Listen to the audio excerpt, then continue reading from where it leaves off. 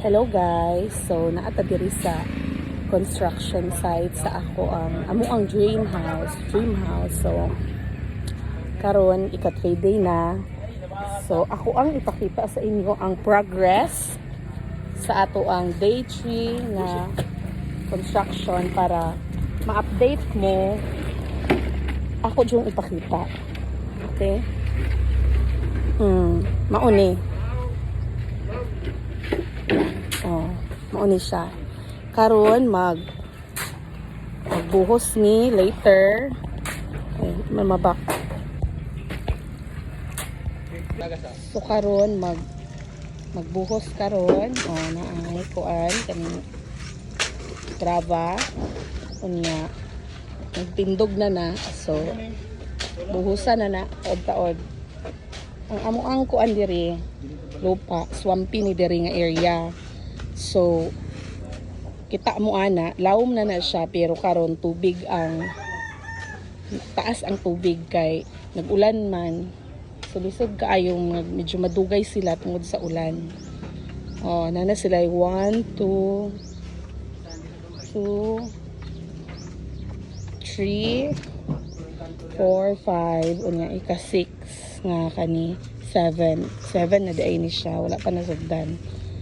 So mauni kani mga kuan ni sila ang mga nag-help sa amo.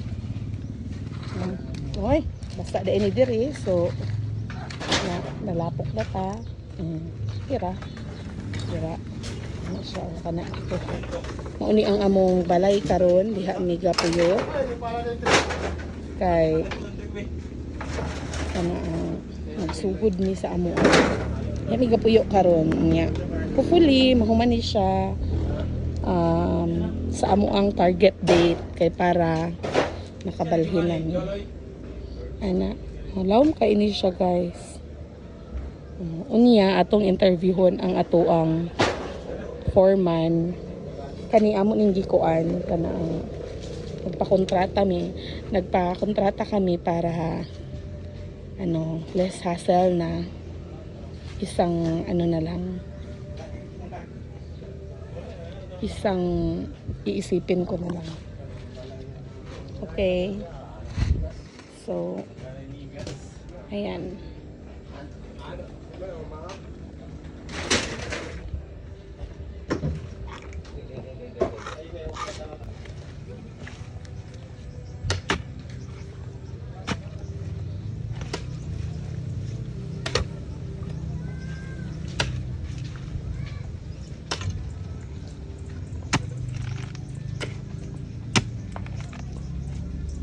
Linghod pa noon itong alubi.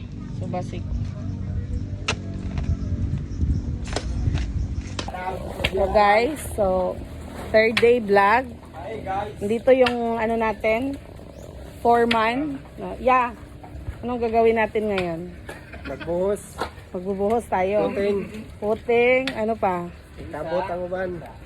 Kabot. Ito magaling na foreman guys. So, sa susunod, kita niyo mukha. Ayan. Ikaw din ya, magpapa-interview? Ayan guys. Thank you ya. Ano nga mo ya? Rumi, Siya si Kuya Rumi. Si Rumi guys. Yung natin, foreman. Ngayon, magbubuhos daw, sabi niya. Magpo-footing.